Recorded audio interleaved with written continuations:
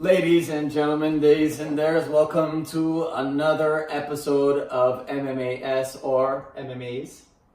Yeah, and don't forget the sciences. Please don't. So we had kind of a lull if you're looking at it from the point of view of mixed martial arts and sciences from this point of view, but we take a more holistic view, a more full spectrum view. So we're gonna come at you today and talk to you about jiu-jitsu, about professional wrestling, about bare knuckle boxing, about your more standard gloved boxing, and of course about mixed martial arts events that are coming up today. What do you want to start with? I think we should start with Kasai. That was the big event for me this past weekend. Yeah, we watched that one together, so. Yeah. It was definitely, it's one of my favorite rule sets, I would say. I don't know, there's still a few things that aren't perfect, as with any rule set in jiu-jitsu. Yeah. But it is an exciting rule set. I do enjoy it. I think it's up there with Quintet for me in terms of rule sets. I think you were telling me something about it's Marcelo's. Yeah, favorite, it's his preferred rule set. Like he said that if he would come back, he wants to do under Kasai. I don't know if it's because they pay him or they want to pay him more. That'd be funny if they did. Yeah. But I'd love to see him come back and grapple Damian Maya or something like that. That'd be fantastic. Or Rafael Lovato. Yeah, that'd be amazing. But anyway, a lot of great talent. I think it was the 205 tournament. And Light heavyweight, baby. Really looking forward to Craig Jones, obviously. Really looking forward to a lot of high-level guys. It was stacked. Felipe Pena. The champ. Yeah. Kane Duarte. Kane Duarte, man. 21 years old. Trains at what I am compelled to say is probably the best mat in the world currently. I know you disagree with me. I know we were talking about all the New York mats, the Renzo Gracie, Unity, Marcelo Garcia. But the new 10th planet in NYC. All those New York guys are great, but what they're doing at Atos is unbelievable, and that's Galvao's gym in San Diego. Yeah. Keenan, Barbosa, the Hulk, obviously Keenan Duarte. 21 years old, black belt, running through everything. He just won PANS for his division, comes and now does no gi, runs through everybody. I mean, it was mainly on points. I don't think he had too many submissions, but it was phenomenal. But the one submission he did get, he took Craig Jones. It was the most important submission. And it was the most important. You know what? It almost seemed as if he was doing a sort of misdirection because he defeated everyone on points. Even in the end, he beat Tex Johnson, who had earlier heel hooked Pena into another dimension to make him pull out of the tournament. He could not continue. He couldn't do the third play. He was supposed to go against Craig, but instead Kane Duarte got him. But anyway, he beats everyone by points except for the one dude who's known as the submission guy. It almost looks like it was misdirection to prove a point. Maybe. I think maybe the rule set that's the one part of the rule set that kind of like leads to people wanting to play it safe. Like it changes it. We've said many times on this program before that the incentives of the game are going to change how you behave. For me, I thought 6 minutes was too short. The super fights had 10-minute rounds. I would have liked to see everything that. I think it allows for a more smooth game, and I'm not convinced that everyone, I thought it was an overall quick program. I'm not convinced that everyone's going to turn their head away and say, oh, this is so boring just because it's 4 more minutes. Right. No, I agree. I think that you didn't have disagreement with me there. The one guy that was like super impressive, he in the rule set was Aaron Tex Johnson, who ended up finishing second, I believe, and had probably the most impressive submission of the night. He had 2 inside heel hooks, one on Jackson Souza, one on Felipe Pena. And that's the one I'm talking about, the one on Felipe Pena, which you could maybe argue that was a little bit dirty just because of how long it was held. But for me, you got to go as long as the ref tells you to go. Yeah, the refs have discretion, and we've said this before, but when the Gypsy King, Tyson Fury, was knocked down by Deontay Wilder, the Bronze Bomber, we realized all these different people, Deontay himself, were trying to time, was this an objective 10 seconds? But you know what? Just as the planets have different orbits, different refs have different decisions and discretions. And so I think this is the same case. Mm-hmm. You have to play to the whistle, you have to play to the ref. So I'm with you on there. So I think Tex is actually competing at ADCC this year, and I'm excited to see him. Although from his Instagram, I'm not too sure if he's going to be back in time, since he's going to take time off to go to rehab, I believe. Sports rehab, or Not sure. He didn't specify. It could most likely be a personal issue type rehab. So best of luck to him getting back for ADCC. He's super impressive as a big guy with the leg lock game he has. Trains with Eddie Cummings. I'm sure he's getting solid teaching on that front. Very excited to see him at 205. And I'm sure the community on Instagram is ripping into him. It seemed like Gordon Ryan is the only one that came to his defense. Oh, yeah. I saw that, actually. Yeah. Well, knowing as that he's also a leg locker, he probably felt that he needed to, just in case he runs into that in the future. Yeah. I thought I was impressed by someone we've talked about in this program before when we're talking about the combat jiu-jitsu matches. John Thor Blank, one of the interesting things about him is, he did not have a stellar performance. He did lose several times. But what I liked is that he did actually have one of the only submissions of the night. He submitted Pedro Marinho by arm lock, and he really brought it to Craig Jones in their match. He was trying to wrestle. A lot of guys were butt scooting. They were butt scooting away. They were running away. He was supposed to be the wrestle, incentive and the rules that we're talking about. He wasn't interested in racking up points. He was only going for the submission. And the thing is, he's much smaller. If you look at a lineup of all of these dudes, he's the smallest dude out there. Yeah. And he usually fights at 185. Even when we talked about him during combat jiu-jitsu, he was the 185 champ who went up to fight the heavyweights. Yeah, you're the absolute big. There was actually an absolute tournament that he was fighting in, which is just incredible. Yeah, and he's a gamer. I like the heart that I saw in him. For sure, that's for sure. Other than that, I think Craig Jones was who I was really excited to see, and he had an okay tournament. He was pretty solid. He beat all the guys he was supposed to beat, except the guy who ended up being champion, Kenan Duarte. Yeah. Kenan Duarte was so impressive because he took Craig's back and submitted him. I think we were saying off camera that it seemed almost as if he was doing misdirection because he was defeating everyone by points, but the one guy who's known as the submission specialist, that's the guy who we said, okay, points are cool, but how's your back? Yeah, phenomenal. I think that he's training probably at the best mat in the world currently, and I don't feel it's a hot take to say that. To say that Atos Jiu-Jitsu is producing the best match. Certainly a hot take. But they're pretty much we'll winning any tournament that they're in at any belt level, from blue to black. Their guys are winning everything. I would like to see them in the type of OG challenge matches, the type of thing that Halleck Gracie versus Gordon Ryan did. The no time limit, submission only format. Dude, I mean, Kanan's a guy who just won Pans. He's a gi guy who wins a ton of tournaments in the gi. Yeah, but he's doing World No Gi, IBJJF, now he's doing Kasai, and he's probably going to get an ADCC. I suspect it, man, and I think it's mat time. Honestly, I think these are the type of dudes who are 5 to 7 times a week, and with a legend, teaching he's training with the Hulk, Lucas Barbosa, he's training with Keenan Cornelius. These are like high level guys, and the thing is, he's only 21. Yeah. Dude, 21-year-old black belt. I'm like, how do you even get that? You must start when you're like 10 or some shit. I'm like, I don't know. It's a little bit suspect, these guys that get the black belt so early, but he sure as hell has the talent if you're going by merit. He's displaying it, like you said, against the highest level. Yeah. People would often joke online that there's only one person who could beat Craig Jones. Now, clearly, there's more than one.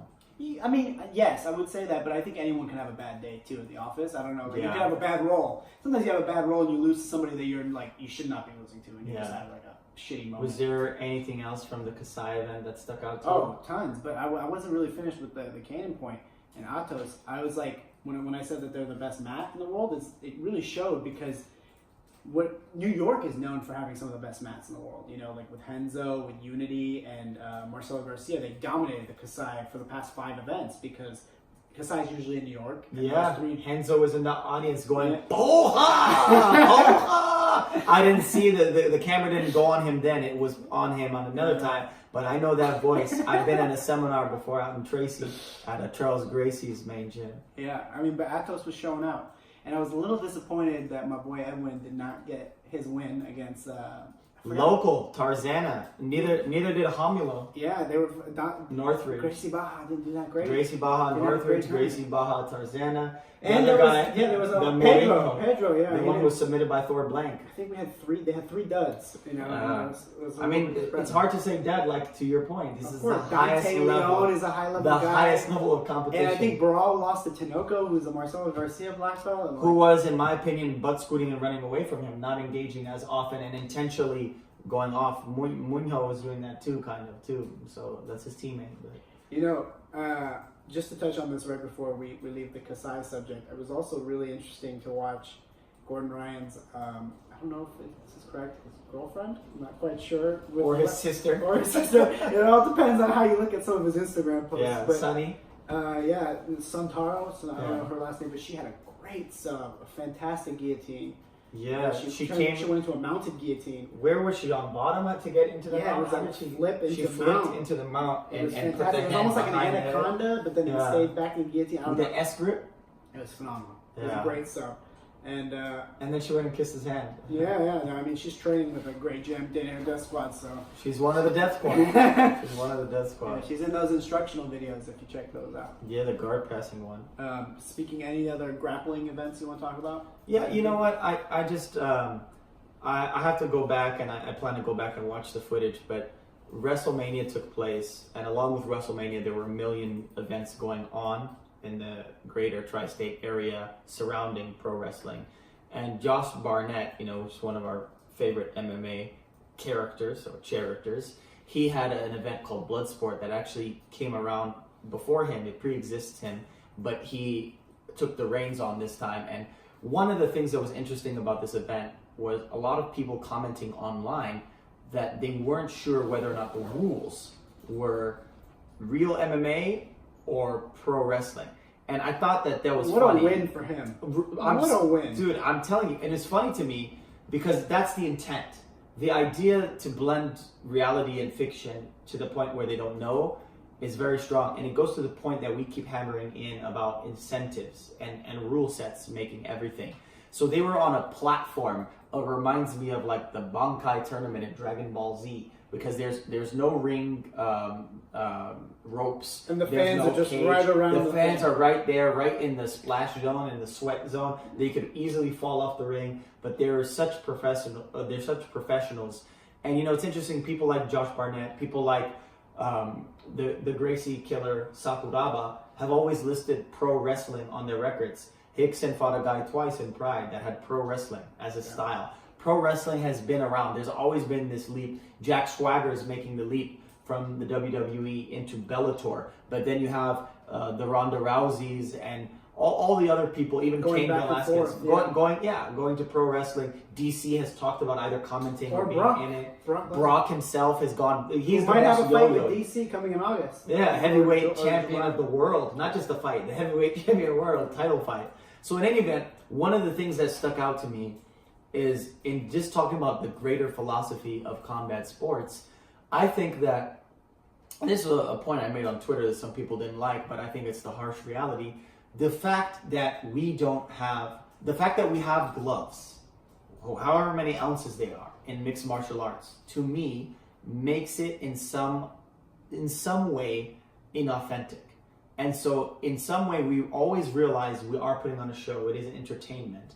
And so I think people are overly critical of pro wrestling. Now you can't just think everyone in pro wrestling would be great at fighting, but in the same way you can't count everyone out. As an example of that. Yeah, but you can't count out their skills immediately, because I think there actually is more crossover there than we believe. And I think a good kind of transition would be to talk about BKFC, the Bare Knuckle Fight Club, because we always talk about how a bare knuckle MMA would be more realistic. But yeah, did you have anything to say about the Russian Hammer, the GOAT versus Jason Knight? I can't say that I was paid and watched for that fight, but I definitely checked out a lot of the highlights and things that were, the few minutes that I did check out of it. It seemed pretty intense. It seemed like a real back and forth brawl. And their faces afterward really showed it. Jason Knight looked like Chucky out there. If you saw that picture. Yeah, I heard a lot of those references, and I grew up watching those movies, so that touched me. One thing I'll say is that reading about the history of jiu-jitsu right now and how it was developed, and what's interesting is that the samurai, when they were fighting each other, wanted to disarm each other. So kind of the older Japanese art before jiu-jitsu, komuichi, was all about disarming your opponent and taking them to the ground so that you could then finish them. And the reason is you can't punch really armor. Like, it's stupid. But even when you take the armor off and you bring it to a civilian setting, eventually the more you punch someone, you're going to break your hand or you're going to damage someone. There's no longevity in bare knuckle striking. So while I think Lethway and the Bare Knuckle Fight Club and the World Bare Knuckle Federation and all these kind of striking organizations that are bare knuckle are interesting, I think it only makes the most functional sense when grappling is involved, because really the invention of gloves is for the longevity of the fighter's hands, not their brains, which is an interesting trade-off, because in protecting their hands, we've seen more brain damage. And I think the reverse would happen. I think we'd have more fucked up faces like Chucky, like you're saying, Well, and hands with less brain damage. I think Lobov was interviewed afterwards, and he said that it's cosmetic, the damages from bare knuckle, whereas it's not so much internal brain damage as you get from gloves.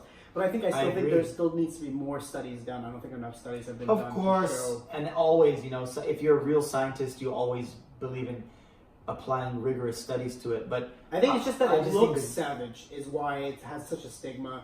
And I think the stigma needs to be removed. I think it's only legal currently in Mississippi and Wyoming, and I think that's like silly. Legalize it. Yeah, but I think by the end of the year it'll probably be in Vegas. I hope so, man. I hope so. But more than that, I want bare knuckle MMA, and I think that with the savagery that we've seen, at least perception wise, with the striking, it will encourage more grappling to go on.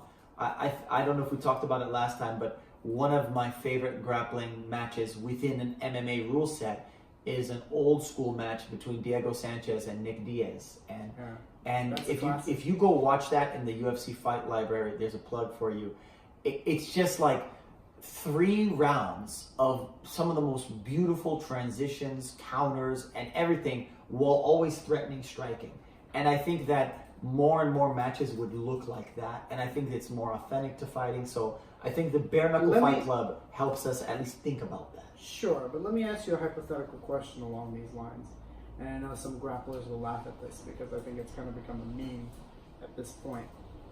If you're saying that you want the purest, most like a street fight event possible, while still being safe. How do you feel about biting? I think biting should be because illegal. a lot of the casual's answer to grappling doesn't work is, if you try to grab me and hold on to me, I'm gonna bite you in the street. No one's gonna bite you in the ring or anywhere. So if you're gonna remove everything, how do you feel about biting? If you ask me, do we go with the rule set now, or do we go with my ideal rule set plus biting, I would take the latter. You would take biting? I would take biting if that's what I had to do to get rid of gloves. But and groin strikes and make all of that legal? I think the most important are the soccer kicks, and I think Josh Barnett is on the record as saying, for example, if not soccer kicks, you should at least allow knees like they do in one championship. See, if you see what I'm getting at, I'm trying to just take it to its real limit and just make them gladiators and go to death. You mean just go to death? That's why I think biting, eye gouging, and fish hooks and groin strikes are the only things. So, but see, when you start making these cuts, then we're getting away from what it would be like on the street. Correct. And that same argument of bare knuckles is made. What I'm making is basically a constitutionalist argument. Okay. It's a small government of MMA. Sure. Yes. No. I just food for thought. You're saying I should go either big government or anarchy. I'm saying, what about just a little government? I feel like localism. Yeah. So I think transitioning from bare knuckle to what you would believe is not real. Glove boxing. Yeah. There's a fantastic. Not real, but less real. I know. Less real. I'm messing with you. More imaginary. It's Lomachenko Fight Week, guys. Ooh, baby. When it's Lomachenko Fight Week, I get excited. And he's not fighting the sexiest of opponents. Krolla, kind of a journeyman, but fantastic story. He has had an up and down career, but he's always shown up for big fights. He's got a lot of heart. He had this crazy backstory where he got hurt defending his neighbor from being burglarized. Bare knuckle? It must have been a situation like we just talked about, but he ended up getting his skull smashed in and his ankle completely broken and dislocated to the point where he had to have plates put in, and the doctor said he wasn't going to be a competitive fighter anymore at all. Came back, went on a streak, has been fantastic, is the lightweight challenger currently, And he's a gamer. He's a hard worker. I mean, to get to that point, to come back from not being able to fight anymore. Oh, I love it. And then now he's on the way to fighting Lomachenko for a title. And he's not a young guy. He's not an up-and-comer. He's a vet, And he might not have as much boxing technique as Lomachenko. He might not be as decorated as Lomachenko. But he's going to come in and he's going to give He might not have taken 4 years of dance lessons like Lomachenko. He might not have done sambo like Lomachenko. It sounds like he's doing a Gaston song. He also might not be in the Matrix like Lomachenko. Yeah. Lomachenko might be taking him to the Matrix, Bro. but he's not in the Matrix. I feel like you're Gaston's hype beast from Beauty and the Beast. But I can we get any predictions out of you for that match? I think Vasily is going to be upset that he did not finish his last fight, and he's going to finish this fight. And I think it will be Krolla retiring in the 7th. Corner retirement. Interesting. Yeah. I like it. I'm just excited to see Lomachenko fight anytime, anywhere. The man Thaddeus Russell put me on. If you want to study boxing, let's say if you're MMA focused, just don't think that studying Lomachenko is a waste of time. Because it's not MMA. His technique is unbelievable, and it's his movement.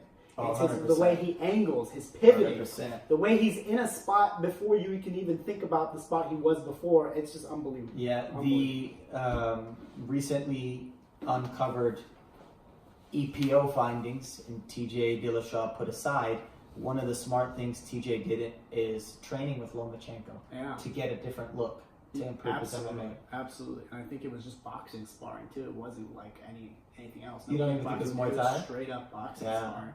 And he probably lost those sparring matches. Yeah. But let me tell you, if you can even hang with him, that's fantastic. I think TJ, really unfortunate that he got popped for the Lance Armstrong and the cyclist choice of PEDs. That endurance drug, the endurance drug, the one that enriches your endurance. blood cells. He's trying to get that Himalayan endurance. Yeah, it's really unfortunate. He was one of my favorites. I really hope the rest of the Sam Calavita's boys are not on that, and that it was an isolated incident. And it's local, Orange County. We want the SoCal people, the SoCal gyms to stand out. Yeah, we really liked what they were doing. Hopefully it's only just him. But speaking about great boxing and MMA and getting onto the card that's also happening this coming weekend. UFC, we talked about UFC. Is probably what I think is the best or second best boxer in the featherweight division, and that's Max Holloway. And I think Max Holloway is going to put on a show against Dustin Poirier. Do you think he's going to win? I think he is, but if anyone has a chance, it's going to be Dustin, because Dustin's ability on the counter punches, he's got a lot of power, and Max has been taking hits from 45ers for a while. Yeah. Not that he can't take a hit from Dustin's a 155. a former 45er. They fought. Sure, but Dustin's so much bigger than he was when he was a 145er. And everyone says how he has this grappling advantage. But if you come in on Dustin, he's got a fantastic counter, as he showed against Gaethje, and he can put on the pressure as well. But Max is a different type of animal. Speaking of the Gaethje match, you didn't really see him try to grapple Gaethje. I mean, he made a few attempts. He made a few attempts, but Gaethje's defense is also so stellar. Yeah. Max's has stellar takedown D2, but not quite as stellar, I'd say. I mean, Ortega couldn't even get a lick. Couldn't even get a close enough. He's not. Ortega's not, in my opinion, a master of offensive jiu-jitsu. He's a master of defensive. Well, it's also the fight IQ that comes into play, and I'm not criticizing Ortega on this, but I think it's at the beginning the bravado of trying to box with Max Holloway. Yes. You want to beat someone with their best. Right. And he came forward at Max, and Max loves that. And eventually he stopped coming forward because he's like, oh shit. That was a corner retirement too. Yeah. Fourth round was it? It was. And I don't think Dustin will do quite that. I don't think Dustin's going to meet Max in the middle. It's going to be more of a counter game. Watch it where you can't hit him with a big shot and then maybe take to grappling. But Dustin's really fucking good everywhere. So well-rounded that I think that he could really give Max problems. And you know what? One punch could put Max out. There's no doubt in my mind that Dustin can put Max out with one punch. But is he going to win a decision over Max at where they're at right now? I don't think so. Yeah. But they're both tough as hell. I could see it going to decision. They're both tough as hell, and I could see it going to a lopsided decision. Man, would you run it back if that was the case? No, give Max. The light heavyweight division is so clogged. I just want to move it forward. If it has to be Max fighting Khabib next, fine. Then I want Tony to get next in line, and then obviously you work out Gaethje and the rest later, and Conor. But They gotta move it. It's been really, Yeah. especially because Khabib can't fight till the end of Ramadan. Tony just said that he's cleared. He said Yeah. he's mentally cleared. Good. I'm glad. He Pray passed for all Tony. those Pray for evaluations. Tony. That's fantastic. For real. And then obviously the other fight is Israel Kelvin. There's a fantastic card. A lot of violence on that card. Favola versus Jalen Turner is another fantastic fight.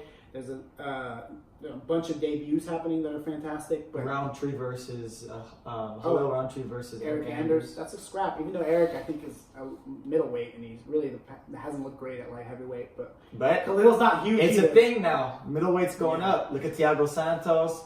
Look at Luke. Rockhold's going. Luke 12-5. Rockhold got his fight. Anthony Smith, who just fought for the shit. For sure. But It's a see, thing. Eric's tried it now twice. And Yeah, it's a thing. We'll see. I like that fight. But So, any new thoughts? We've spoken about it before. Kelvin but and Anderson. yeah, Stylebender versus I think that Kelvin Gastelum. I think we talked about how Kelvin is going to have to pressure and make it dirty boxing to the point where he can grapple to bring Anderson down. And subtle. It's going to be a He really needs Eddie Bravo mentality. it's going to really be a fight about angles, kind of like Dustin and Max about how Israel's goal is going to be to make the cage bigger, constantly be moving around and fight at a distance. And Kelvin's going to have to cut off the angles. Yeah, he's going to have to cut off the angles and make sure that he can't go anywhere and get inside quickly. So, I mean, it's really going to depend on that. It's going to be lopsided either way. I think it's either going to be a Kelvin lopsided if Kelvin can implement KO or sub from him. It could What's even more be likely? a finish. It could even be a decision, but lopsided. What I'm saying, Interesting. if KO, I don't see that. I don't see a lopsided decision in Kelvin's favor. I see that. I can see him Really? holding him on the ground and Interesting. for however many rounds. It's possible for sure. Yeah. And I think that, but it will be lopsided. I don't think it's going to be a close fight. Yeah. Do you understand what I'm saying? I think one game plan is going to be implemented better than the other. Honestly, I think Kelvin is still a little young in the IQ sense. I think with all the kickboxing matches that Israel's had, even though they're similar age, I think Israel has vastly more experience. So I think that Kelvin cannot win a decision. But I do think Kelvin could get a knockout. I also think that he could submit him if he implements the Eddie strategy. I don't think he's going to implement the Eddie strategy because I think he believes his boxing is superior. He's great. He's a good boxer. And I think he believes in his boxing as superior. He's got a great boxing skill, but he's And not a better Rafael kickboxer. He's not a better Cordero, kickboxer. King's MMA coaching, I believe he trusts in that striking. I don't think he's a better kickboxer, but he may be a better boxer than Israel. But Yeah. there's a difference. Well, do you think he's a better striker? No. Okay. No. But I think that he can do it well enough to get a lucky KO. Of course, anybody can. But I think it's going to be lopsided either way. And then there's, what else is there? Anything else MMA wise? Bellator? There's that's a lot of sticking out to Bellator you? events. The featherweight tournament coming up is going to be exciting. Did Joe Schilling have his next fight already? No.